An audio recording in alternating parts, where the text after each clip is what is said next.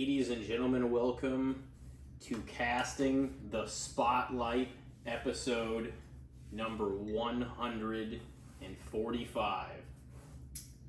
Brand new setting up in here, huh? It is brand new.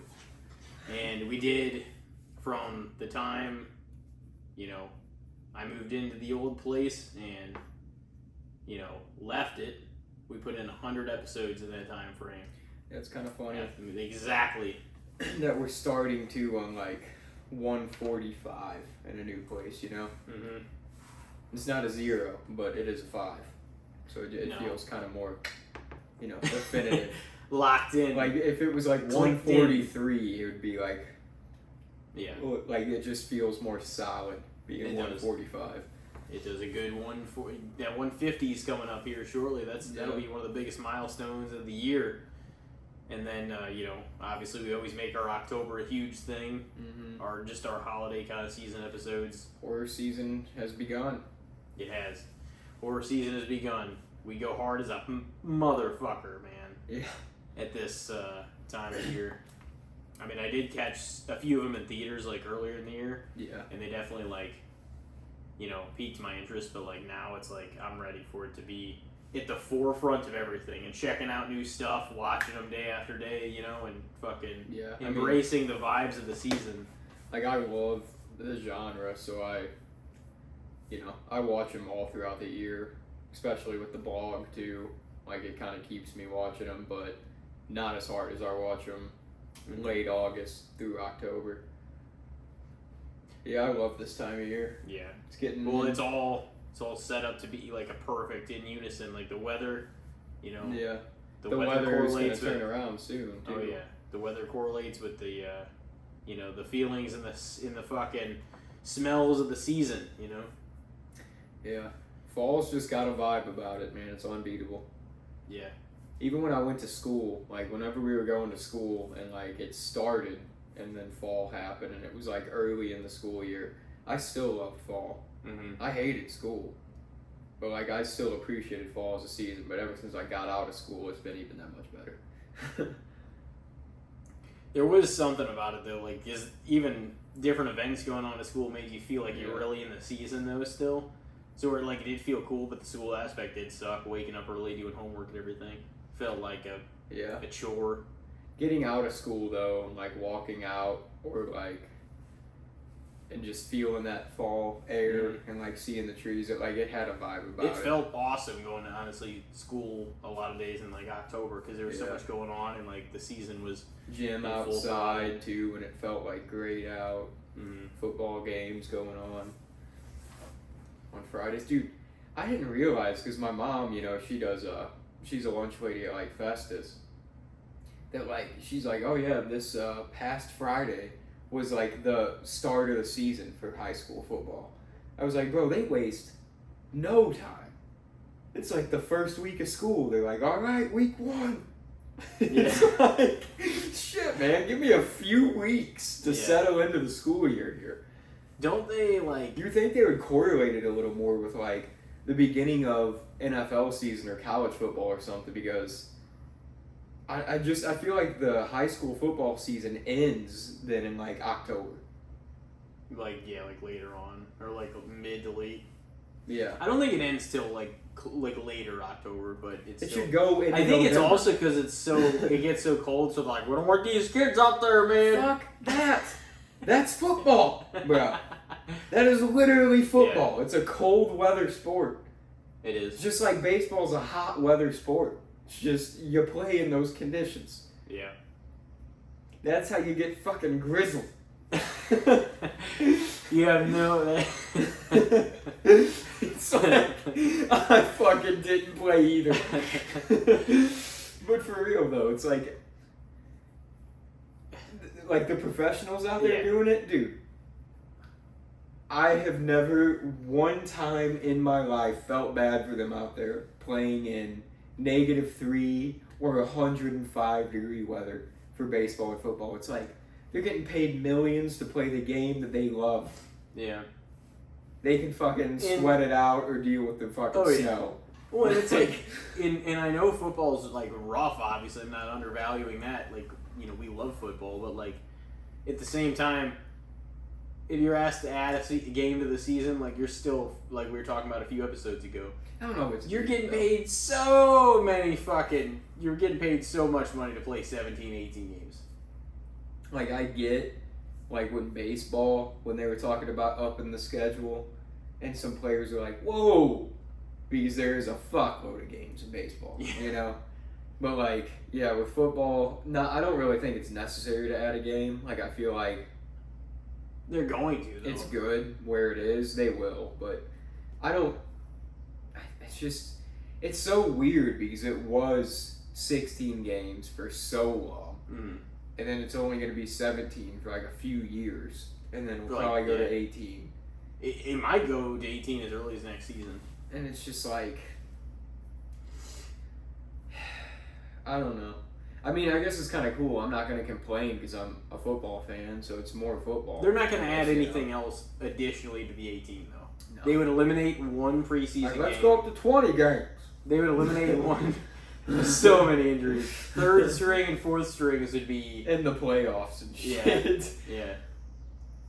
That would be god-awful in ways if there was just, But I think it makes sense if you eliminate... A lot of them don't play the preseason anyway. You eliminate the one game, you add 18. It's an even amount again. I still never got an answer on that.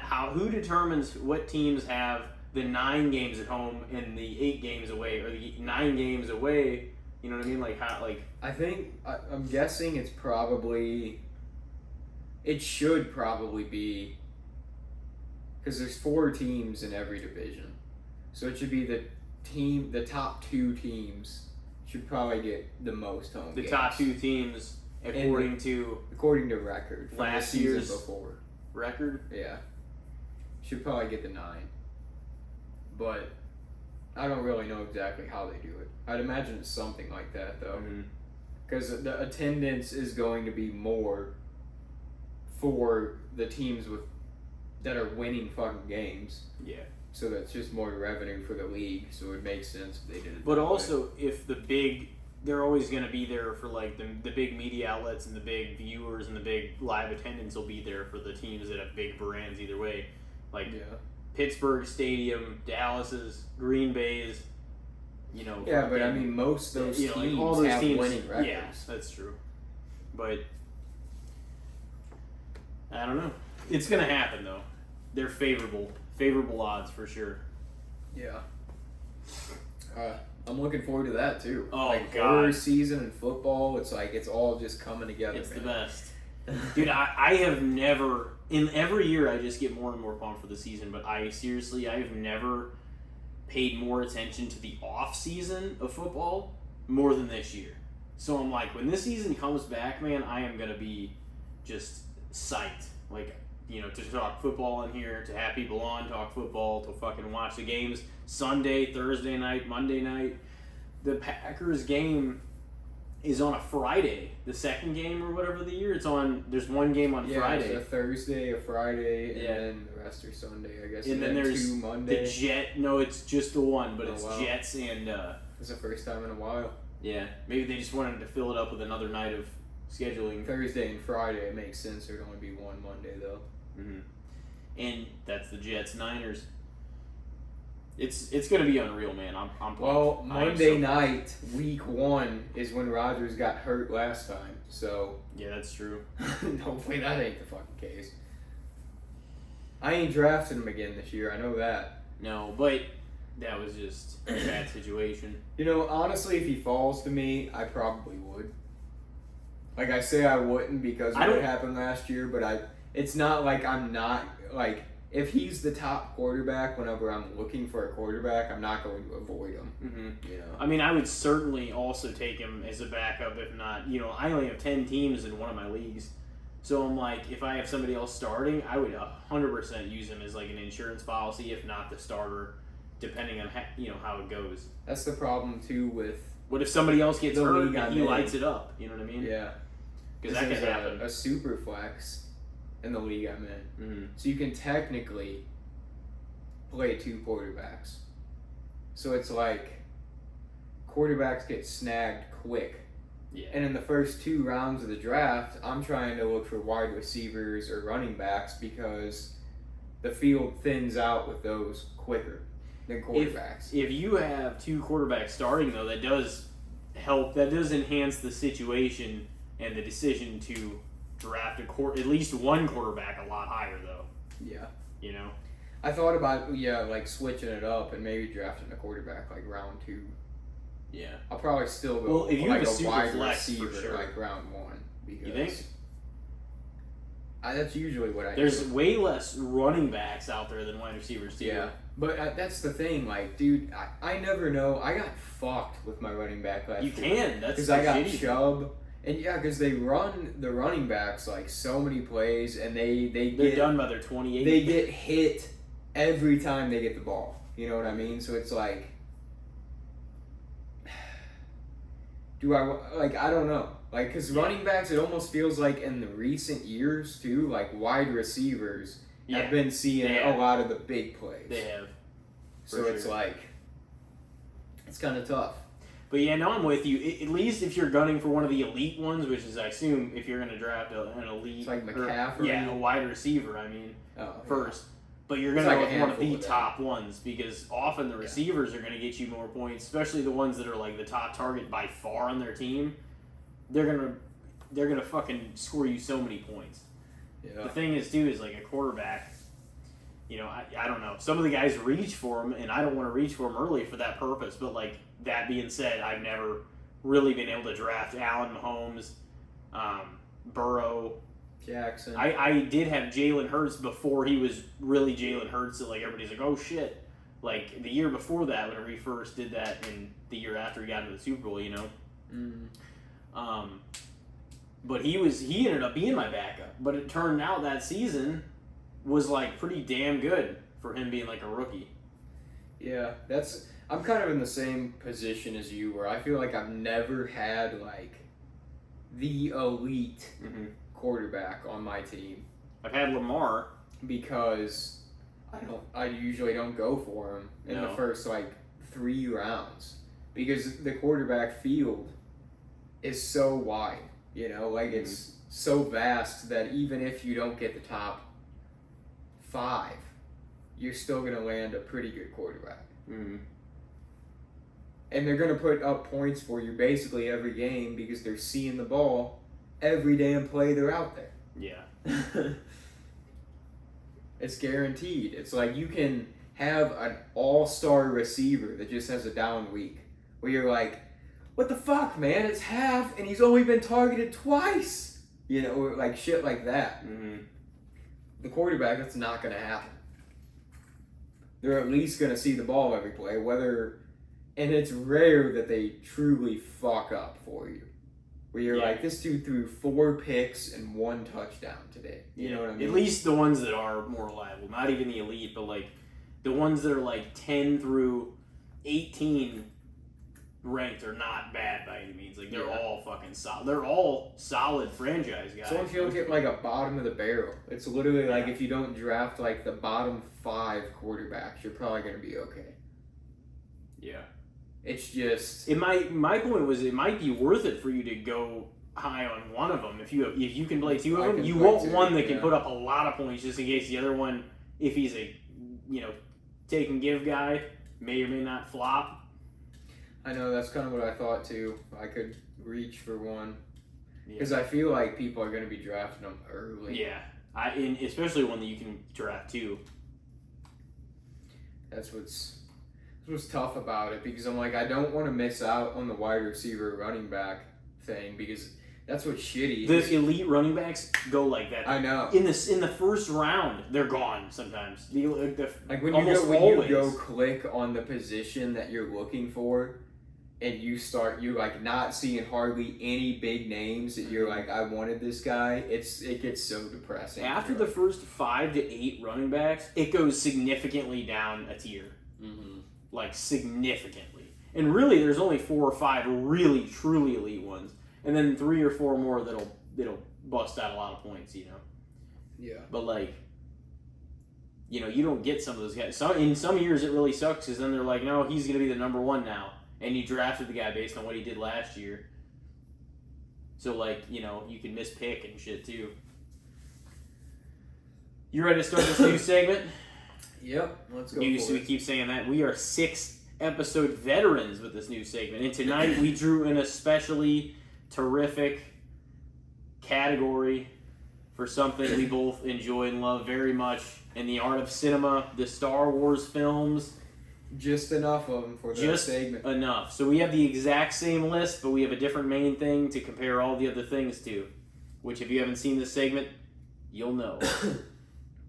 Should I go first this time? Yeah, might as well start it off. Which Star Wars film, including the 2 spin-offs, did you select? Return of the Jedi. Episode 6. Alright. So, yeah. It's basically you pick which you prefer out of the 2. But Return of the Jedi is going to stick in every round. So, Return of the Jedi or Episode 4, A New Hope. Yeah, I figured. See, I was going to order it a little differently if I had taken Return of the Jedi. But I was kind of thinking the same way as you about it.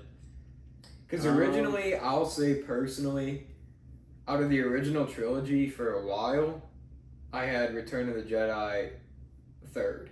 Mm-hmm. But then, like, after rewatching it, like, the last time I did, and then just kind of, like, reconsidering everything, I'm like, I think I like Return of the Jedi more than A New Hope. Like, I think it would come second for me in the original trilogy. Yeah. Yeah, that is a good debate, and I would like to. I rewatched the prequels earlier this year, first few months of the year, but I have not rewatched the originals in a while. And I mean, I've seen it many times, but it's great whenever you haven't seen them in a year or two. Sometimes because then you see it again, and even though you're like, oh man, I've seen this, I might have seen this 30 times before, and I'm sure we have. But you're like, man, like something, you know, there's like an epiphany about a certain situation or a certain thing that they're like, oh, this is why they did this, or this is part of the art and why they made the story go this route. You know what I mean? Like, there's different things that stick in your mind. So I'm like, you know, I've grown to appreciate both movies in different ways. Empire probably is my favorite of the trilogy, still. But even that shifted, man, throughout the years. Yeah. I would say that 6 has one of the best, like, third act, like, the best ending, the last third of almost any of the Star Wars movies. You know? Mm-hmm. But as a whole, I don't know. I mean, because I love it, but I'm like, because I'm not going to pick apart any of these, like, probably too brutally.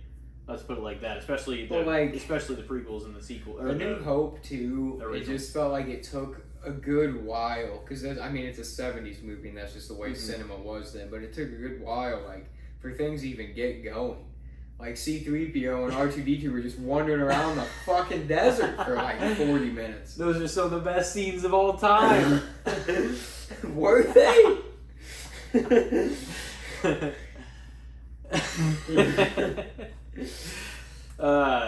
Yeah, I know. I mean, it's, you know, it fucking. I mean, it was a great film. Don't get me wrong. It's a great, it launched 6 had its everything. questions too, though. It did, like the Ewok fucking planet, you know, beating like them with a bunch of sticks and logs. Yeah, it's like, come on, you guys got catapults and shit, and you're taking on the And fucking guns. Empire. I don't know about that, but yeah. I mean, there was some cool stuff. Like, that's the thing, is like almost. And also the riding on the fucking, what was it, the land speeders, or whenever they were in the forest. Yeah, no, that was a badass scene. It was, but it was for the time. You take it for what it was. Yeah, exactly. It was the 80s. At the time that nobody even did anything like that. Yeah, but like looking at it now, it's like that's pretty cheesy. But it also had the Vader turn, Episode 6. It was like really when Luke came into his own. The fall of Palpatine. And Vader turned face. He turned back face.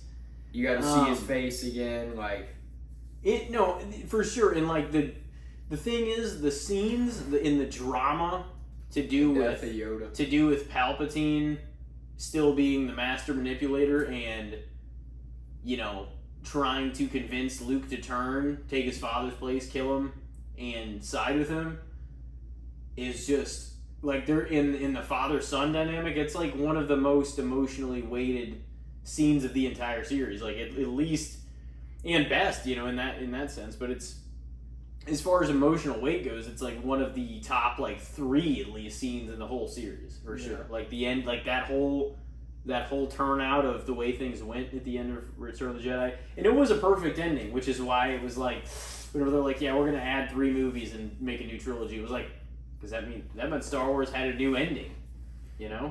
In Return of the Jedi had a perfect ending, did it not? It was perfect. It was, yeah. Like the story they were telling, the Force Ghost came back, Anakin, Yoda, Obi-Wan, everybody that he knew, I mean, that was the wrap up to a lot of that shit. Mm-hmm.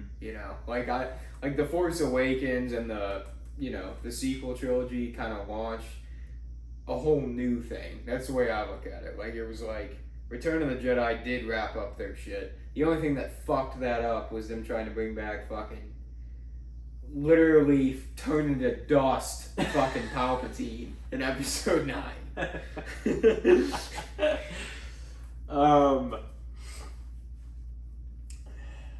Man, I don't know. That's tough. That's tough for sure.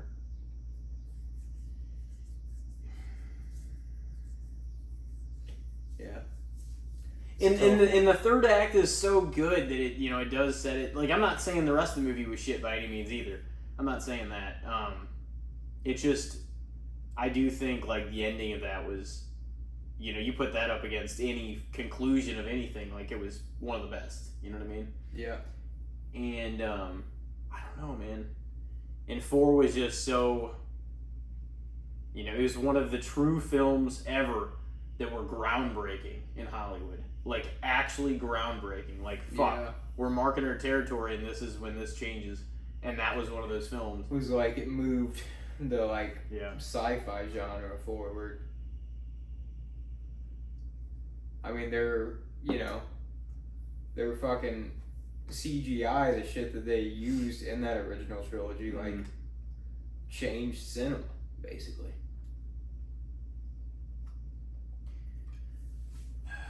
The acting was a little better too in 6, like especially on Luke's part than it was in 4. I don't think he was bad at any point, but that was also like one of his very first films, Yeah. I'm gonna say maybe by a hair right now tonight. I'm still gonna say New Hope. All right. A little over Return of the Jedi. Alright, so 1-0. But I would absolutely be willing to change my opinion. That's not one of the ones that couldn't change, by the way. Yeah. There's certain things that are just not going to probably flip other things within this series. You know what I mean? Yeah. As far as ranking. Took a long time on that one. We'll make the other ones a little more quick. Return of the Jedi or Episode 1, The Phantom Menace. Oh, shit. I'm going to have to go with The Phantom Menace. I knew you would. Oh, man. The Phantom Menace is one of the all-time classics. Sure. It's one of the best. I mean, It is one of the best. It's one of the best movies. It's got Star Wars. It's got its scenes. It's got the Duel of the Fates. It changed fucking everything.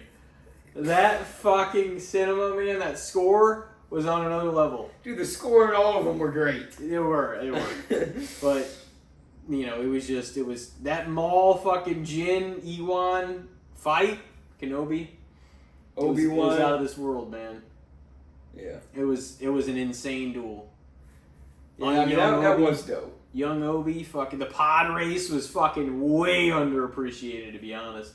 I like the pod race. I thought it was dope. There's a lot of action. It's a lot of, and that's what people sometimes frown upon. They're like, "Oh, not that much story." I mean, there's a lot of action. Right after they had just seen a fucking Marvel movie with 15 fucking fight scenes in it. There's no story. What the fuck do you mean? I mean, Kid Anakin was kind of annoying at times. Jar Jar Binks was definitely fucking annoying. He never annoyed me, honestly. The fucking Sea King, what the fuck was his name? That guy was fucking Boss annoying. Nass. He was a bad son of a bitch, man. There were some annoying fucking characters in that movie. That's all I'll say. I appreciated the fun that the Phantom Menace was. It did feel like it was a really fun one of the most popcorn like, summer movie, kind of like fun Star Wars movies. It was sick, man. I enjoyed it thoroughly. Right. So 2-0. The Return of the Jedi is getting fucking diced. I don't think it's gonna be that bad by the end of it. The Return of the Jedi, or Episode 7, The Force Awakens. Ooh, man. You're just lining up all the first of all the trilogies. Yeah, that's how I started it, yeah. Damn. Episode 7, The Force Awakens, huh? Man, those are all close ones, too. Because, like, I appreciate the things about 7, 4, and 6 is, like, none of them are, you know... I don't know that any of those are my top 3 Star Wars movies or not. Yeah. Maybe. Maybe not. But they're all quality. I fucking love all of them. But there's certain disgruntlements I think I have with each of those, but I think that makes those 3 kind of easier or harder to eclipse one another. You know what I mean? Yeah. So the middle of my list, as far as if I actually ranked them 1 through like 11, counting the spin-offs, would be interesting, you know? But, so you're saying The Force Awakens, huh? We're gonna go...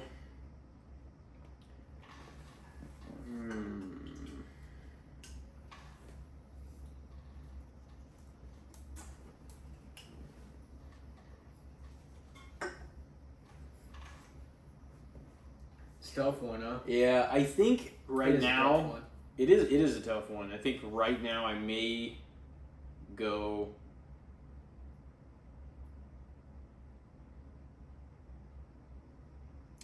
Return of the Jedi.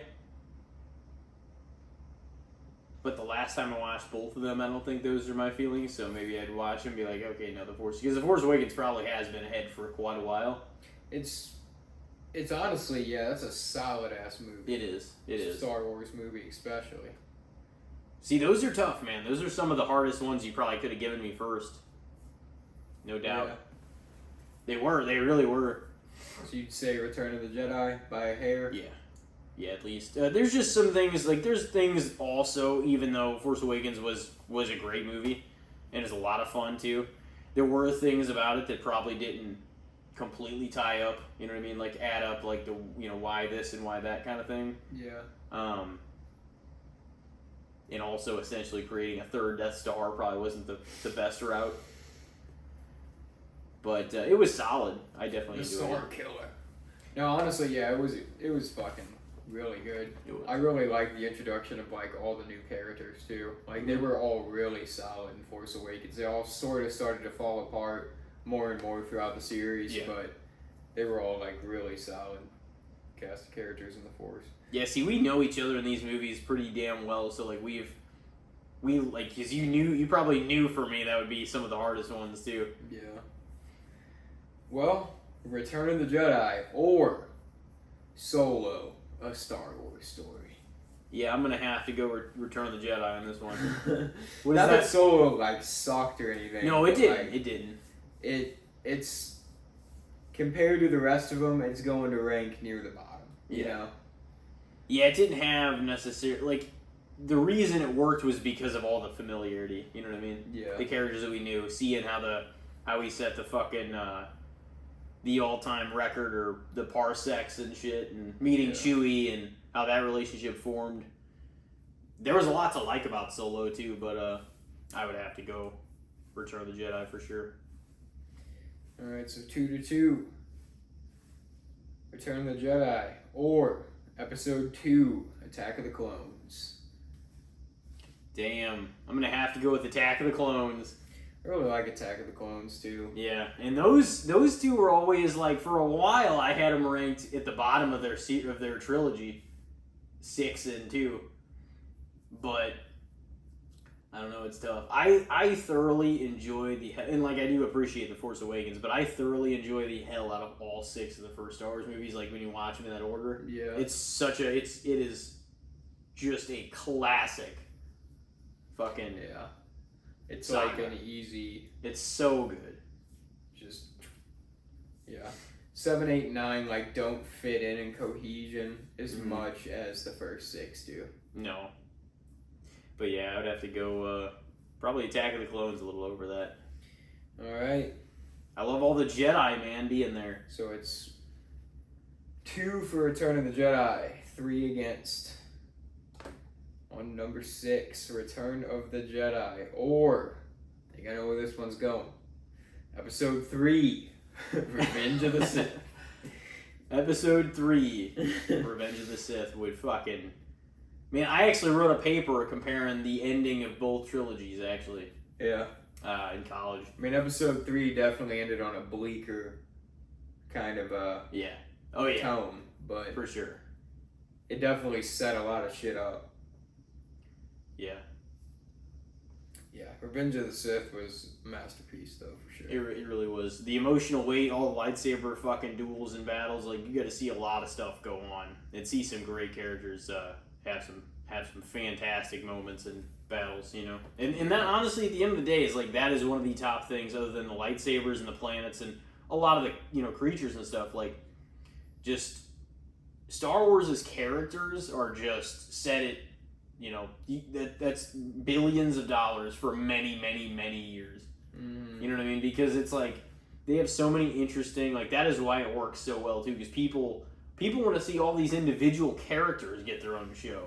It's like, there is not a lot of things that people are clamoring for just individual, like, if their characters weren't good, like, that is one of the huge things that makes Star Wars They're like spreading out to like the lore that they never even explored in the movies. Like characters that are just in Star Wars lore are getting their own shows. Yeah. It's fucking, it's fantastic. So what was that one? Revenge of the Sith. Yeah. Oh yeah. So it's Revenge of the Sith. 2 for, 4 against.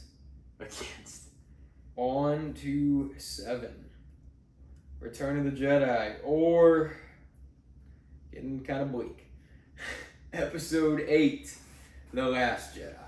I'm definitely gonna have to go with Return of the Jedi. First of all, it shouldn't have been repeated in the fucking title anyway. Like, they had a perfect record of using like none of the same words in all the movies too, and like doing, you know, a whole it all fit, like, you know what I mean?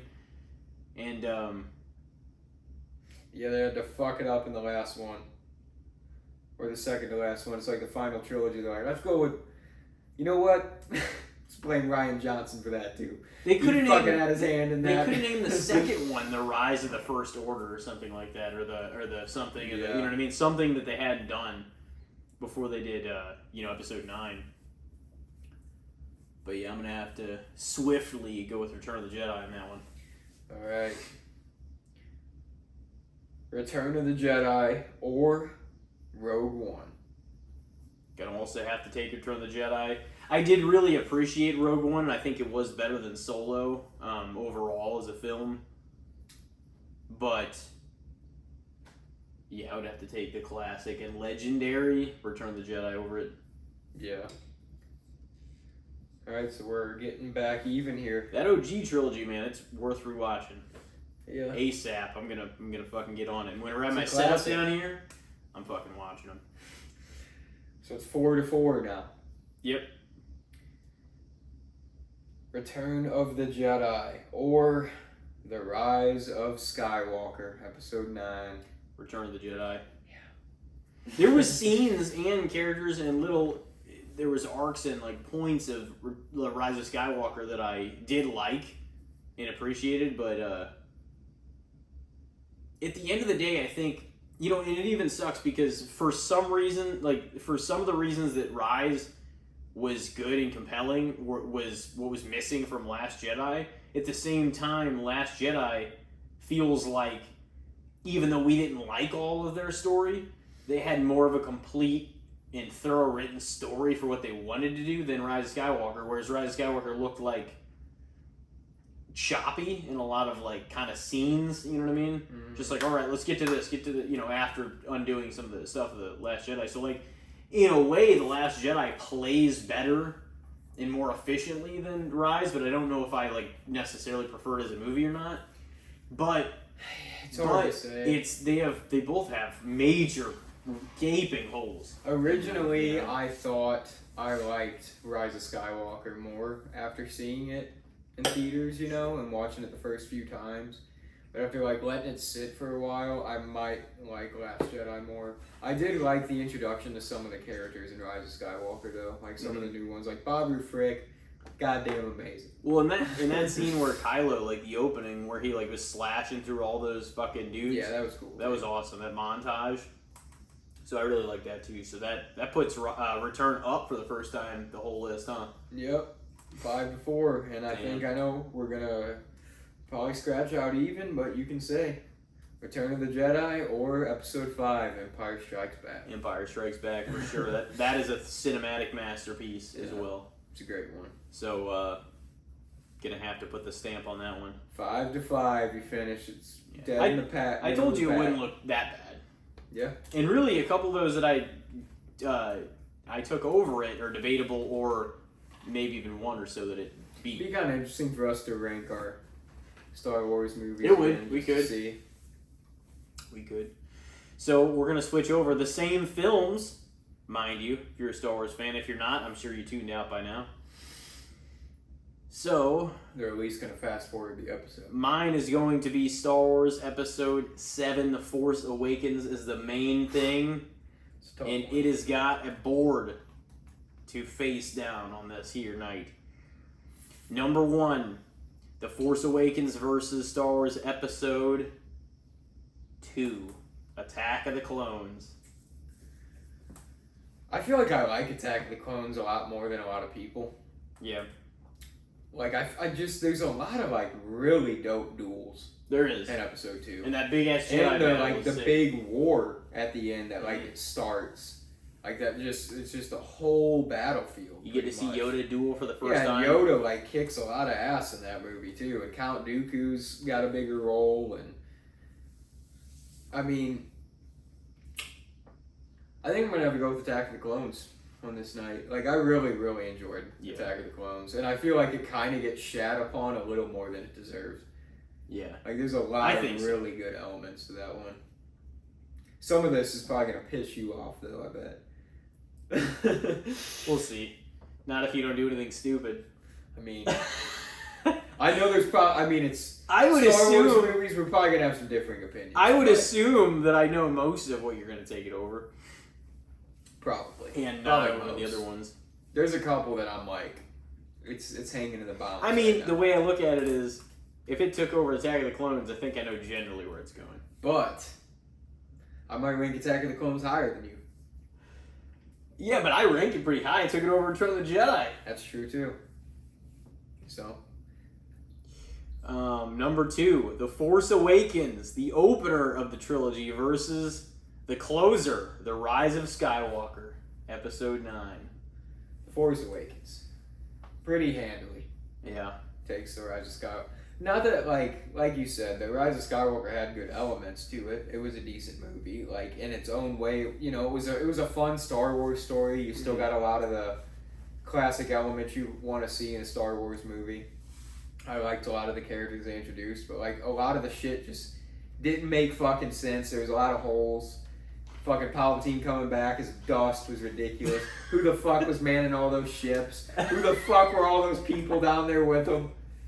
What was any of that? I always wondered who the fuck was manning those ships. I was like, there's like 40,000 Starfleet destroyers, Starship, whatever the fuck, Star Wars, and Starship destroyers, and somebody that's a big Star Trek or a Star Wars fan that knows me and knows also Star Trek, be like, what the fuck did you say? People get butthurt about that. We call the one or the other. Shit was dope though. That it was. Did. That was. They cool. missed opportunity by not saying unlimited power again though. Like, yeah, that was ridiculous. But like, if he if he's gonna come back, if he you're needs gonna to do his if shtick. you're gonna do the If he's gonna do it. ridiculous shit of bringing him back anyways, if it's already happened, you gotta have him do the shit. You gotta have him do his shtick. Yeah. You gotta have him do his thing, man, for sure. You got Ewan McDiarmid back, man. He's one of the all-time legends. Star Wars: The Force Awakens versus Star Wars Episode 5: The Empire Strikes Back.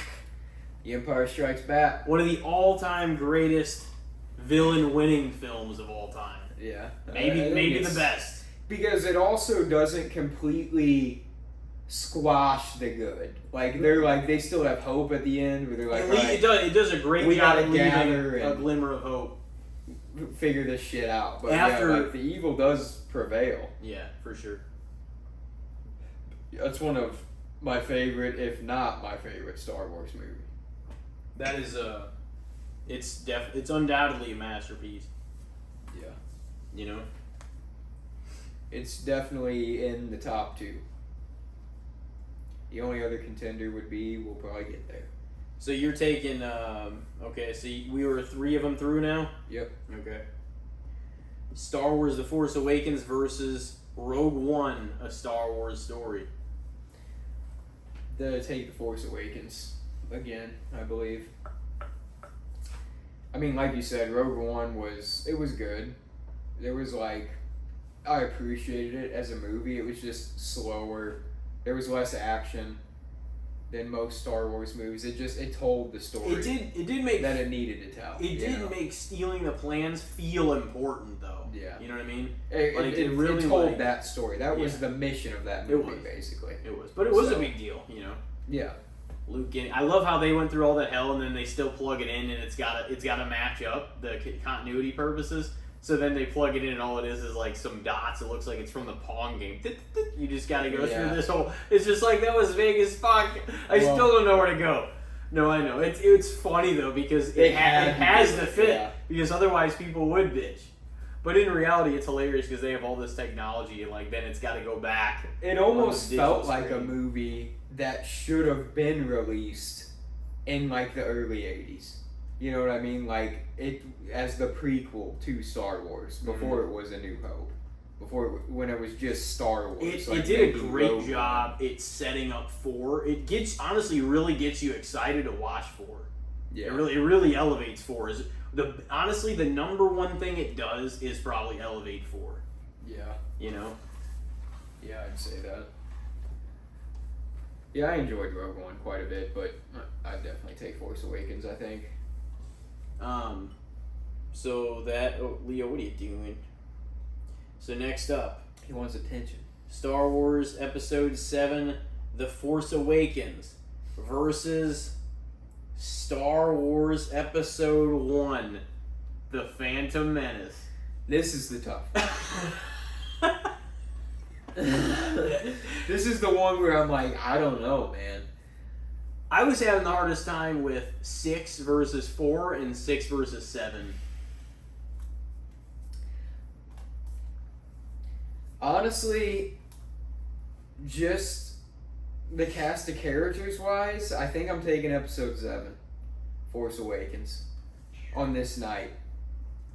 Maybe if I rewatch the whole, like all of them again, I might have a different answer. But I have always really liked Force Awakens since I watched it. I mean, that's one of the, I feel like that still holds the record for me for the movie I've seen in theaters the most times. Oh when it yeah, was in I'm theaters. sure. I saw it 7 times. I think I saw it like 4 or 5. Yeah. Because me and you saw it a few times even together. We saw it like at least 3 times probably together. Yeah. And I saw it once, I think, with Chris Bartlow. I might have went once by myself or went with somebody else. Mm-hmm. So I think You I probably saw saw it at 5 least times. Yeah. Yeah. Dude, and that was by an the exciting smidge of a time. hair, I'd probably take Force Awakens. Okay. I figured that's what you honestly were getting at when we were reading through it. I was like... Because Phantom Menace is like probably, what, in the top 3 for you? I don't know. I think I know what the top 2 are, and then I would have to really... Our top 2 might even be the same. Yeah. I'd say like Empire and Revenge are probably my top 2. I think... Okay, you took Attack of the Clones, Empire over it, right? Attack of the Clones and Empire, yeah. So it's winning right now, 3-2. So Star Wars Episode 7, The Force Awakens versus Solo, A Star Wars Story. Yeah, once again, not that Solo was a bad movie, Yeah. but almost all the episodes are probably going to beat it. It's debatable if 8 or 9 would, but yeah, I'm going to take Force Awakens over Solo probably any day of the week. Okay. Solo is an easy watch, though. Like, you can just sit down and, like, flip that movie on and... enjoy yourself. Yeah, it's not... It doesn't, like, have to really tie into anything else either, because it is Han Solo's, like, prequel story, but that's a movie you could turn on to somebody who hasn't really seen any Star Wars, and they'd get most of it, you know? Next up, I've got Star Wars Episode 7 versus Star Wars Episode 3, Revenge of the Sith. Yeah, Revenge of the Sith. Oh, yeah. For sure. That's another one where, like, the evil prevails quite a bit in that movie. It's so over the top. Like, and, like... It's probably the most lopsided movie by the end of any of them. I mean, even though Anakin gets fucked up by Obi-Wan. They still killed all the Jedi. Yeah. Pretty much like all of them. Everybody got wiped out. And that was halfway through the movie, basically. Yeah. That was before even, like, the big showdowns, like, stuff even happened. But yeah, Revenge of the Sith is debatably my favorite of the series. So I'd definitely take that one over. 3-3, huh? Well, up next we've got Episode 7, The Force Awakens versus Episode 8, The Last Jedi. Not like I feel like I had more complaints about The Last Jedi originally. Like, not that I still watch it and I'm like, yeah, that is far from perfect. But like, it doesn't insult me as much as it did whenever I originally felt about it, you know? It kind of had time to settle. It's still not a great movie. Like, when it comes to the Star Wars, just the vibe of Star Wars, I feel like it was missing that. A lot of that movie. Like, it felt like Ryan Johnson, like, he's like, yeah, I saw a couple of them. You know? Like, I'm gonna do my own thing. Why the fuck would you do that? People hold this saga more at heart than anything fucking else ever. It's like Star Wars fans are going to tear you apart if you fuck with their thing. Oh yeah. Oh yeah. I would definitely take The Force Awakens. And next up, we got some harder ones here. Is it 4-3? 3-3. It is 4-3. No, wait, hold on. You took The Force Awakens over Rise, Empire, Rogue One, A Phantom Menace, and Solo, right? Okay, so Rise, Rogue One, Menace, and Solo, right? Yeah. Yeah, it's 4-3. Or no, and then Revenge, Empire, and Attack went over it. So, okay, so yeah. Next up, we've got Episode 7 versus Episode 4, A New Hope. Yeah, probably gotta take Force Awakens. Really? Probably. Like, just talking about A New Hope, like, not that A New Hope, like, it's fucking classic as you can possibly get when it comes to cinema, really. It launched everything else. If there wasn't success in A New Hope, none of this shit would exist. So, like, it's not to be discredited by any means, but just, like, when it comes to, like, what keeps me just enthralled and into it throughout the runtime, probably Force Awakens. And I've seen, you know, it's not like I'm not going to skip A New Hope, like, oh, that's some boring old shit, you know what I mean? I'm not pulling a Corey here. Yeah, he's like, they should remake them. They're not going to do That's boring old shit, I ain't watching that. But yeah. Damn. 6-3. No, is it? Yeah. 5, right? 5-3? There's 2 more, right? No, you took Force Awakens over Rise, Rogue One, Phantom Menace, Solo, Last Jedi, and A New Hope. That's Damn. 6. Okay. The only things that have went over it are Attack of the Clones, Empire Strikes Back, and Revenge of the Sith. And last up, we've got Star Wars Episode 6, Return of the Jedi. Like we were kind of saying in your segment, I just feel like it was such a perfect close to a saga of movies. A lot of important shit happened in that movie, and yeah, there was some goofy shit. Mm-hmm. But There's some goofy shit in a lot of them, though. Yeah, it was like it had all of our important key cast of characters in that movie too. Like they all played a vital part in the outcome. I think I'm taking Return of the Jedi. Over The Force Awakens? I think so. Okay. A 6-4 split. Those were two of the best ones we could have picked for a conversation, though. Or 4 would obviously make a good conversation, too. Yeah. Yeah, that one, too. You know? But yeah, I think at some point we should revisit and probably rank them, too. Just overall, just what we feel, you know? I think I would have to revisit Rogue One again, because I feel like it's been the longest since I've seen that one. I honestly need to watch everything else again here soon that isn't like the prequels, because I watched those earlier in the year. But I think I want to watch the whole OG trilogy. At some point I'll get to the sequels also to see if my mind changes and just to kind of see how I enjoy them, you know, now. I'm sure I'll still find enjoyment in them for sure. Yeah. But whether or not putting them against elite, illustrious, legendary films like a lot of the shit that came out prior to the Disney era, I don't know, man. It's tough. But, it is. That's the thing. And I feel like they did sort of just continue to taint the legacy. 7 did a great job of holding the standard up of a Star Wars movie. And they quickly introduced new characters. It felt badass. It felt everybody. It felt like just a new Star Wars, film with a new cast of characters. It fit right in, and then it just kind of they just kept tainting themselves every film they released after that, basically. Rogue One was a standout. I feel like that was probably the second best. And it came out after to Force Awakens, but yeah. Out of all 3 of the other ones? Probably. Really?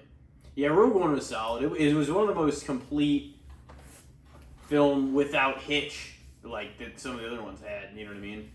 I mean, the other ones have the fact that they were episodes, other than Solo, going for it, but that, that's all the more reason also to be critical in some ways, because it's how do you do this to such a beloved series, you know what I mean? Yeah. So I don't know. I found enjoyment in all of them in their own ways. I love every Star Wars movie that's ever been made, but I appreciate that they all came out. But I would definitely want to revisit and rewatch some stuff, you know? Yeah. What do you say we go to break here? Yeah, I'm down. And come back in with the good, the bad, and the shit. Stick with us. We are episode 145, and we'll be right back. Ladies and gentlemen, welcome back to Casting the Spotlight, episode number 145. Yeah. And it is now time for the good, the bad, and the shit segment. We hope you're ready for it. We're mildly ready ourselves. We're getting there. You want to start off? Yeah, I can start it off. Well, AEW All In just happened. All Out is 2 weeks away, I guess? short build. I don't know how they figure this out. Yeah, that's crazy almost. It's I think WWE did that back in the day with some shows. A couple weeks between shows. Mm-hmm. But that's when they did pay-per-views for Raw and SmackDown. But Bryan Danielson won the belt. Was career on the line in the match. A lot of people think he'll probably retire soon after losing the belt, potentially. Mm-hmm. Or at least from full-time competition is what I saw. Yeah. So, what do we think of Bryan Danielson's AEW run? Just overall. I mean, I think he's mainly been booked in predominantly large spots, but he definitely has put a lot of people over in the process. Like, he's lost a lot of big matches, don't you think? Oh yeah, he's the longest time I feel like he lost every big match he was in basically, if it was singles competition. But yeah, he kind of played his role as being like the, the like really established veteran where it wasn't gonna necessarily hurt him to take the loss to a lot of these guys. It wasn't gonna like make him lose credibility at this point in his career. So yeah, I don't think it was necessarily like ever bad, some of the losses he took, but eventually it did kind of give that vibe where it's just kind of like, you gotta let this fucker win sometimes, man. Like, but he's the champ now, so. Obviously, a really credible world champion. Yeah. Too. Yeah, him beating Swerve, that's like, doesn't really make Swerve look bad either. No. And he was champ for a good while. It's not like he won it and lost it immediately. No, he had some big matches and big against some huge opponents. Yeah. At some of the bigger shows and stuff, I would say. But Danielson's time clock is taking a little bit more anyway. So they're like, well, let's give him a reign. There was a lot of guys they signed. Remember, like, whenever Punk debuted, they had Danielson and a few of these other guys signed the same night. In like All Out 2021, Punk's like first comeback match in AEW. Yeah. So like, I don't know, the field has been crowded too, so it took a minute for him to get to, but he's definitely like somebody that you would understand going in, like him going over Swerve. He's got the experience. It makes sense too. It's not just it's not done to make him look bad. Yeah. But we'll see how long he actually holds on to it. I hope it's a decent reign for his last one. Yeah, because I feel like this is his last, like, big major title run in professional wrestling. It feels like it would be. Yeah. Like, I don't know. It's hard to say how long I see it actually being. But I don't think he's going to, like, drop it immediately. Do you think it's more or less than 6 months? If I had to guess, maybe a little less. But I think he gets out of this year with it. Maybe. We'll see, though. Who do you think sends him packing, at least for the time being? Heard some people saying, like, potentially Moxley. I don't know. Maybe. I don't know. It's hard to say who makes better sense than him, because they have the history of the Blackpool Combat Club and stuff, too. At least with AEW and who he's got to work with at this moment. Yeah, I would understand that. It's hard to say. I don't know, like, I feel like his run over there has been good, but, like,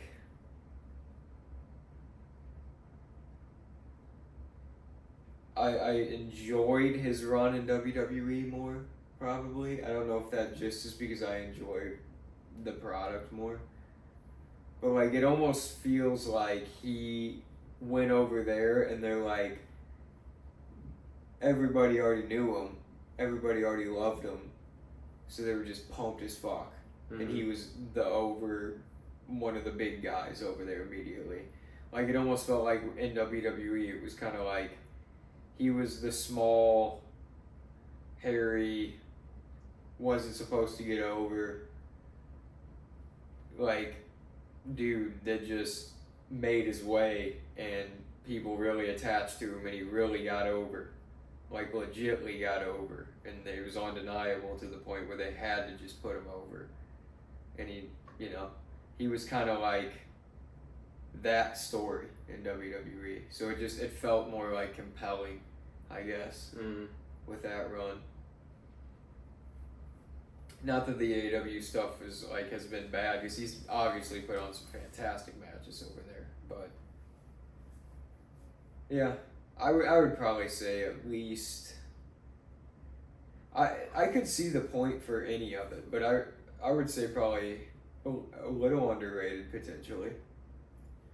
Just because I feel like he's not necessarily the name people think of when they think of AEW. So what was the overall good, the bad, and the shits? Just Bryan Danielson's AEW run.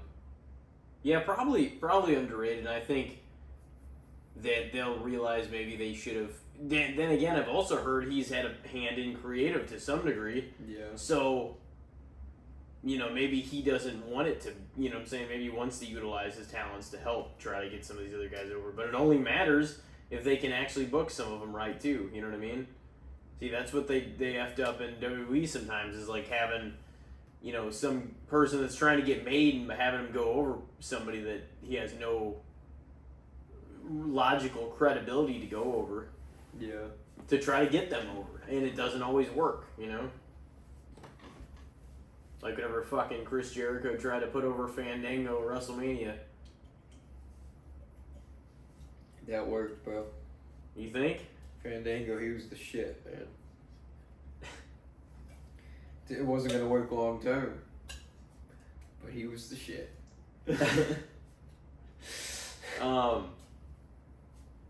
So yeah, you'd say a little underrated. I probably would say the same. I think they're gonna realize, like I don't know. I think maybe he should. If he goes on a credible run, I'd like to see him go on like at least an 8 to 9 month run. You think? That would be nice. Yeah. You think?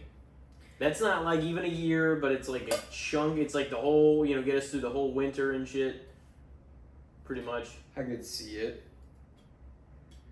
I could see it going either way. I could see him losing it. I could too. The way they're passing it though, February. I feel like it might be under 6. I feel like the line's got to be 6 months, right? Yeah. It's hard to say. There was a lot of long runs. MJF held it for like over a year, I think. Yeah, in the beginning of AEW, there was a lot of long runs. I feel like the past number have not been as long. No. But that's on like if he wins it and carries it for 8-9 months, that'd be decent. But we'll see. I don't know if they can keep up so much compelling stuff to fucking make it. I don't know what their plan is for it though. I need to before I really criticize too hard. I need to probably watch a little more. But it's like some of the. Because, maybe they're telling some stories over there, but it just always felt like that was the lacking proponent. And it's like, to make this last run of his feel significant, you're going to have to tell some stories, Yeah. Can't just be like, all right, he's going to face this guy now. Is he going to be able to take him down, take the belt? Nope. All right, maybe he's going to face this guy now. Is he going to be able to do it? Nope. So that's not going to stay compelling. I could see Moxley do. And the thing is, I don't know if you had ever really seen him like in ring work, but Nigel McGuinness came back at All In, who was a WWE announcer for a while and like NXT and shit. But Nigel was awesome in the fucking ring and like ROH and stuff, and like whenever I first came to know who Bryan Danielson was in like the mid to late 2000s, early 2010s before he came to WWE. And Nigel retired early. I don't know if it was because he had an injury, but he was at the time he was one of the best on the independent circuit, like Bryan Danielson was. Yeah.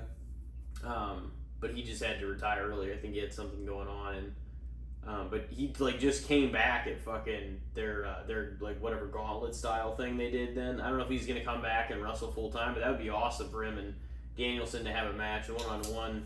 It's kind of a throwback, you know what I mean? Back of, having feuds back in those days, circuits, Yeah. But they could definitely do a lot of stuff with it. I mean, I would have to think if Nigel came back for that, that's not going to be the only thing he's back for. Yeah. Maybe he figures his body can go through another run too. Maybe he wants to do this with Danielson and call it a day. I mean, you got to think that'd be weird timing. They can't, he came back at the same show he won the belt at. Maybe they're Yeah. they got to be setting up for a match. Could have been one night though, because it's all in and it's in another country. That's It's true. like their big show. Yeah, that's true too. I don't know. We'll see. Yeah. Could be kind of cool though if he did come back for some matches. Mm-hmm. Anyway, I would say underrated. Yeah. I'll throw mine out there here. We already listened to a couple of the songs tonight over The Walking Dead, so why not throw it out there? So what do you think of The Walking Dead spin-off shows so far? Collectively. The Ones Who Live, Daryl Dixon, fucking Dead City. I feel like they've all been pretty quality, honestly. Yeah, like, they have. none of them have been bad. Like, we kind of talked about it on here before. I think Dead City was my least favorite of them all, but it wasn't even like it was bad. It just was like the one that probably held my attention the least, maybe. Like, Daryl Dixon and The Ones Who Live was just, they were both really good. The Ones Who Live just pulled you in the most because you finally got Rick and Michonne's story back, But I think honestly, I would say they're a little underrated too. I feel like Yeah, I think so. when it comes to just if you're not part of like the Walking Dead fandom, people aren't seeing those shows because they do directly tie into where the series left off. So it's like, and they only came to be after the renewal of AMC did not renew The Walking Dead for a season 12. yeah. So there's people, that everybody knows The Walking Dead, and not everybody knows those shows. So for that reason alone, I would say that they're probably pretty underrated. Because they were all really quality. Like none of them were like we were kind of talking about some of the Star Wars like sequel stuff and whatnot. Like none of them like were drop offs. No, the you show just got left off. you just got the story tied to more certain characters. So it's almost like a chain of their individual episodes away from the group kind of thing, Yeah. It's but these are some of the longest standing, biggest, most fleshed out characters of the show that are in these shows too. So, and it pretty much is. I don't think there's anybody that's not in there that's had a stronger and bigger arc than the characters we have left in the shows. Yeah. Yeah, it's like all your main characters. Mm-hmm. Like Carol, the actress, like went away for a minute to go back home and like see family and spend time with everybody and whatnot. Like understandably, but even she's coming back. Season 2 now of Daryl Dixon, so it's like everybody's gonna be there pretty much that are like the main people that we're left with. So it's kind of neat.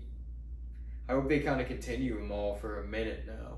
Now that we like have established everybody's story. Mm-hmm. I wonder how long they will go though. It'll be interesting because I don't know, man. Those are the characters. Like the show is great. But I still want to see what happens in this world to these characters that we never really got a proper conclusion for. Yeah. And how will it all tie back? Like I'd love to see Rick and all them get together again. Can you imagine if all these series go like 2, 3, whatever seasons, and then they all tie back into each other, and then The Walking Dead starts again and picks up with season 12? Yeah. That'd be wild. That'd be cool. I don't think anything like that has ever been done in television. No. So that'd be neat. No, I'd love to see a season 12 with everybody back together. I mean, they're going to be old, but honestly, I love those stories sometimes where you revisit everybody and everybody's old and shit. It's oh fuck, do they still got it? Can fucking Rocky Balboa still duke it out at 50, whatever the fuck? I mean, he could duke it out. He ain't fucking winning, but he can duke it out. That was bullshit. Did he lose that fight? Yeah, he definitely should have. That's nonsense. He's fighting a fucking 28-year-old professional as well. He would kill him. And he's 58. It's dude, he was jacked for that though. Oh yeah. Man, Sly, he's never in bad shape though. He's gonna get himself ready. Yeah, I don't know if he's ever been in bad shape. That's not his thing. Him and Arnold. We talked about him last episode. They got to be in the best of shape. The best of shape. At all times. I don't, like, since freaking 1975, those guys have been jacked. Yeah, for sure. So yeah, what you think they're a little underrated, the series is? The Walking Dead? Yeah, I'd say underrated. Okay. They did, like I said, they're just... You finished them all. Yeah. You didn't knock it enough to not keep up. Yeah. I now that Daryl Dixon's on Netflix, I'll probably rewatch season 1 of that. Are they all coming to Netflix? Or I'm not is it sure. just Daryl? I've actually not rewatched any of the series yet still. Yeah. I probably will. I maybe watched a few episodes of The Ones Who Live twice. Maybe half the season twice. But yeah, other than that, I really haven't rewatched anything yet. That show was really good, though. Mm-hmm. There's been a lot to keep up with, man. Yeah. What do you got next? Well, this one's pretty easy. I don't think we've ever done it, but we chomped some down right before we came back from break. What do you think about snapping into a Slim Jim? I think fucking Slim Jims are highly underrated. That's what I think. Do you? I do. They're a huge brand, though. Yeah, but people don't like... Their People commercials like are all over the place. They're People like them, but people also are like, dude, like, whenever you actually taste one, they're fucking tremendous. It is kind of funny because they're just like this compact little greasy meat stick. Like, they don't look... Huge They brand, don't though. look that appealing, but when you bite into them, you're like, it's pretty damn it good. tastes, they made, like... I think it's just there's so much out there, and some people also like, you know, eating other shit or not eating meat or doing whatever. So it's just like they're, you know, but there's a lot of people that love like meat sticks and all that stuff in general. But like I don't know, man. It's a convoluted, compact, you know, competitive nature out there with in the meat snacks stick market. And meat sticks, just all the types of stuff that people eat. So I'm like, I think Slim Jims get over. They might still have a lot of commercials and be super strong company brand, but I think they get a little overlooked still, to be honest. And I think they are still that good over how fucking overlooked they are. Yeah, in the snack department, I if you're like looking at it in the overall snack department, they are underrated because people are gonna grab.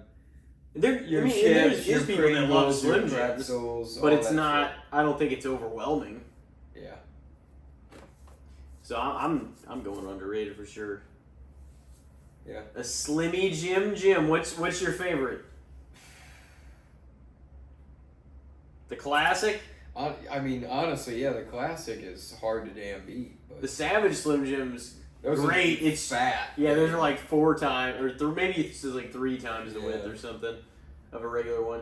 But no, those are good. Oh man. Do you remember the like really fucking long ones? They were like the size of a normal Slim Jim, but they were just long as shit. Were those the monsters? Oh, maybe. They have like all different ones now. Like there was a chili cheese one. I got one for me and Rachel. Like when we went down there, and I was just like. Just the right moment, you drink a little bit, you get a little hungry, snacky, and you're like, oh my god, like, that thing slaps. The chili cheese coney Slim Jim is no fuck around territory. Yeah, it sounds like it'd be pretty decent. They do have some wacky flavors. I think the Tabasco one is so good. It is good. The Tabasco one is pretty damn good. There's the mild. Yeah. Yeah, I know. Not as good as the original. And the original's not even spicy either. It's not at all. It's just, it's got spices in it, but it's not spicy. The Tabasco is, because that's made with the hot, but that one's so good. Then you have like a nacho one. What else do they got? Decent. Yeah. There's a lot of different flavors, though. Yeah. I feel like they're like developing more all the fucking time, too, where I'll just like be in a convenience store and be like, what the fuck is that? It's like Lay's, Doritos, all of them are just coming up with wacky shit. I still really like and appreciate about Slim Jim though that like after they offered Savage that, like, he got to carry around that sponsor because he was such a proponent for their company, you know?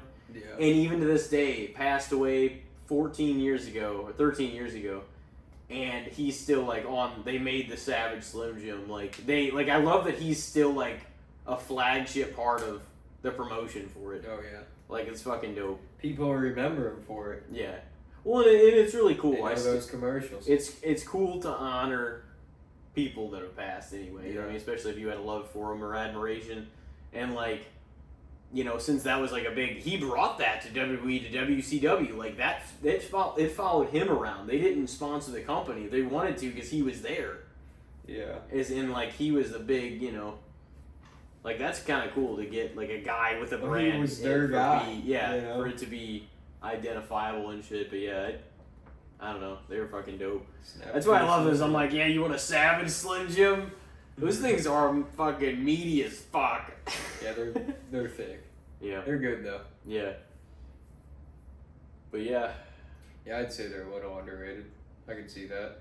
I was going to say fair, but you kind of sold me when I started thinking of, like, overall just snacks. Mm-hmm. I'm like, yeah, you don't see a lot of people just have them in there. Like, no. They're probably not underbought, like, by any means. I'm sure they're still doing tremendously well, but, like, I just think in that department, I think there's so much shit out there now and alternative, you know, choices and stuff like that, too, like, that I don't think...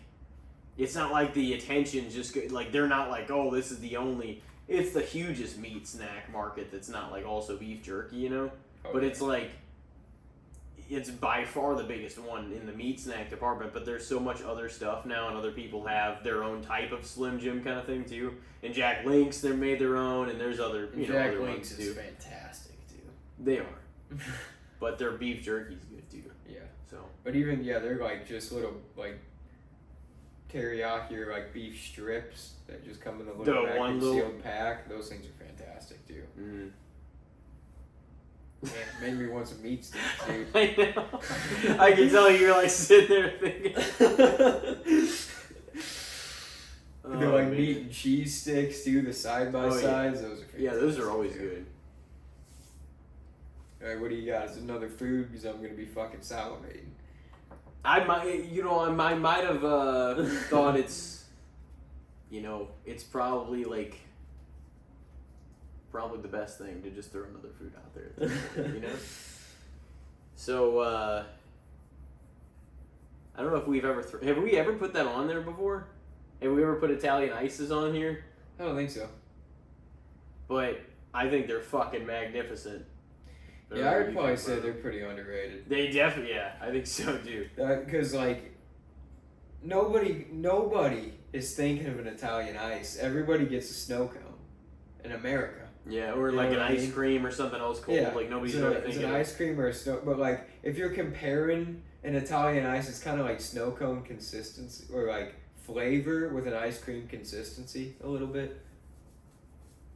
Yeah, dude, like the ones that we used to get from Six Flags were so damn good. Like putting the clear cups and they were scooped like it was ice cream almost. Yeah. But they just kind of melted and they were so soft and fucking good. Yeah, you get them at like amusement parks and like sports games. Yeah. That's where you like find them, typically. Next year, Bavarian pretzels with cheese. What was your first one? Like hot dog. Bryan Danielson's AEW run. But yeah, I would probably say they're probably underrated as well. We just had a lot of underrateds on the board tonight. Oh yeah, there's a lot of things that are overlooked, man. But no, I don't know. The store-bought ones, like those Luigi's ones, those are pretty damn good. The Luigi's are so good, and then they have the blue raz and regular lemon, wild cherry and lemon, and then blue raspberry, and something you probably never thought I'd say. There's a pack that has blue raz and watermelon. And the watermelon are actually pretty fucking good. That's saying something. I know, isn't it? That's what I figured. I was like, how often do you hear me say that? I fucking hate most of the artificial shit. I love regular watermelon. Oh, yeah. Watermelon's fantastic. The artificial shit. Like, anytime it's a drink or like a candy, I'm like, nah, I gotta refuse that. Fuck no. Yeah, like watermelon, like just like fruit punch, like shit. Like the watermelon, just like punch or juice is usually like they're way a too lot sweeter yeah. than a lot of the other shit. They're kind of like it's just like too much. It's overwhelming. It's kind of like a nectar. It's like, yeah. The other ones are like just right, but like they always overdo the fucking the watermelon. energy drinks don't bother me as much. I never bought one watermelon Bang or fucking Rain or anything. Yeah, I don't. They're not like the ones I grab for first. What a waste of a space in a fucking cooler. And dude, they have so much watermelon shit typically. I know. Because nobody buys it. Everybody knows how bad it is now. Why did they keep around all the bad flavors? They're like, we'll stack 2 shelves of watermelon. And keep Star Blast? It's like, no, these are all the shits. They're like, oh, you guys like that Malibu Cola? Get that shit the fuck out Bring of here. back Malibu. Bring back Miami Cola. Yeah, bring back the Lemon Drop. The bring Radical back, Skedaddle. That's still around here and there. Yeah, it's not as much. The Star Blast. That's the best one that's still Peach around. Mango's always around. Fucking Black Cherry Vanilla's that always one's okay, around. but I got tired of that too. Fucking Blue Raz and Cotton Candy. Got tired of those around. way long ago. But man, like I don't know, some of the worst flavor and like the purple guava pear, that was tremendous too. What happened to it? Gone. Most of them are gone. Why? Bang, those were like my 4, man. Miami Cola, purple guava pear, lemon drop, and radical skedaddle. Because Bang was lying about super creatine, so they got sued the fuck out of.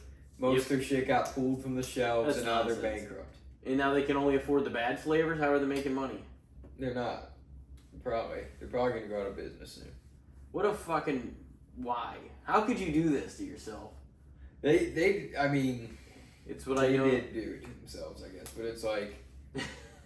fuck, man. I miss some of those Bang flavors. I know! Like, badly. Like, I was a big supporter of Bang. I was too. They were dominating the game for a minute. They had like a good 2 or 3 year run where they were just smashing the competition. I loved, even whenever like people were starting to shit on them, I fucking loved supporting them. I was like, Bang, they'll fucking slap you around. That caffeine count. They will. That's not one to fuck with. The thing is about the Reigns is I keep buying my favorite flavors, but I buy them so often now that like that's where the Bangs would come into use too. Is like you could buy a bunch of those and a few Reigns or a few and split them or whatever, and always feel like you're having different kinds. Repeating them only every few weeks or whatever. But like those are the times, In some of the other ones, Ghost is great, but they don't have as much caffeine. Yeah. It's tough because I'm like, do I want the better flavor or do I want the more caffeine? I gotta go with the more caffeine. Yeah, it's a lot of those. Like the Primes are pretty good, but they're 200. The Ghosts are 300, good, man. 200. Even wake up. The Celsius are okay, but they're 200. And the Celsius don't taste very good either. The Alanis are pretty good, but they're 200. It's like there's only a few in the 300. Yeah. Those are the ones that are. And now Reign has made their lighter ones too, which was a good move though because Storms. They still have their other ones, and which is a good move though because they knew that they would stay. A lot of those people would not turn their backs on them because they made another fucking version. Yeah. I mean, honestly, it's a smart move on energy drink companies to be like marketed at 200 because that's going to appeal to more people. More people are going to be accepted to drink that. Like teenagers are being like, oh no, like their parents are going to buy teenagers 200 milligrams. Well, not the ones that say 18 and up. There's 300 milligrams. Yeah, but that's the thing. 300 milligrams is more marketed for adults, so like it's not. The market's a little less. It's just a whole marketing tactic. So that's why there's a whole lot more 200 milligrams. Some of these ones though, like the Rocks one, and like even like Red Bull and Monster and shit, like they're like 100 something. It's like this shit tastes good, but it's fucking doing nothing for me. No. No, not Jack. So my body's just too fucking adapted to this, like a caffeine count. Just being steadily pumping through it throughout the day. Oh yeah, it has to be. I like, yeah, that's the thing. Like I'm, drinking a soda now. I'll go home, get ready for bed, and just go to bed fine. Yeah. Like caffeine. Oh no, 50 mil. Even if it's 50, and most of them have like 42, 40, whatever. What is it? 44. This one's 34. Oh, that's not bad at all. No. You gotta have some sugar too. I think the Mountain Dews are in like the 50s or almost 60. Orange soda, and I think Mountain Dew is higher than most things. People think that though, actually, but I think some of them actually have a higher than Mountain Dew. Most orange soda has more. Wait, it's caffeine? Are you talking about, or are you talking about sugar? Caffeine. Oh, okay. I was gonna say fucking. I think orange soda is typically higher in sugar than any of the rest of them. Yeah. Yeah, that makes sense. Those like fruit sodas, like I'd imagine grape soda's got a lot too. Yeah. They're super good too. They are. The pineapple Fuck, ones. man, those grape sodas are so good. I like thought about one of those like a couple weeks ago whenever I was delivering. I was like stopped at a gas station, got a grape soda. Yeah. Damn. Which kind? Best? Yeah. Yeah. Best makes some good shit. All the ones that are like different flavors, Vess is really good at. Like, but I'm not about to choose a Vess Cola over Coke. No. That's the thing. Yeah. A lot of their like other stuff's pretty good though. Yeah, the fruit punch, the cream soda. Oh yeah. The grape, the orange. They got a blue raz one. You would think I would drink that one more than I do, but I'm like, I don't know. It was kind of hard for me to drink. It's okay. It was kind of hard for me to drink the whole pack. Like I was like, That's how I feel about like pineapple soda too. Like it's and I love. It's like good when you, like a few of them are good. Or like a green apple something. You can only have one once in a while. And like most blue raz stuff's good, but I'm like, I don't know if I want to drink it. If it was like ice cream, or if it was this, or a popsicle, or like some, I don't know if I want to like. About green apple. Like I love the flavor of green apple, but like as a drink, that's just. Well, if it was like a half fucking Slurpee, half ice cream, or like even a blue raz Slurpee, I guess slushy, like that's a little different. A little different, but it's kind of like a snow cone or Italian ice kind of thing. Yeah. Oh yeah. Tying it all back into the Italian ice. Tying it all back as we went around the world, and we came back. The food discussions usually goes down a rabbit hole. So you said underrated, huh? I think we had underrated across the board. Damn. This time, I don't know if that's like almost never happens. I'm not sure if it has or not. You about ready? Oh yeah. Call it a night. First that time. First cast in the new domain here. Yeah. And we'll be churning out some real horror content here soon. A lot of fucking movies to get through and a lot of stuff to talk. Yeah. So, oh yeah. It's that time now. Dude, football is damn near near right here around too. the corner. Yeah. So we're it's gonna be a huge fucking September. So this is recorded in August, but I don't know if we'll end up dropping in September or not. But see how it goes. Yeah. Rest in peace, Psycho Sid Vicious. Yeah, rest in peace. Psycho Sid, man. Hell yeah. Alrighty, well, ladies and gentlemen, it was great to be on, give you another episode here. 145, 100 episodes after one era switched to another, And here we are in the end. Begins. On the other, a new era. And here we go at the very end of one, the beginning of another. See what happens. But I anticipate big things here. Alrighty, well, ladies and gentlemen, take care of yourselves out there. We will see you next time.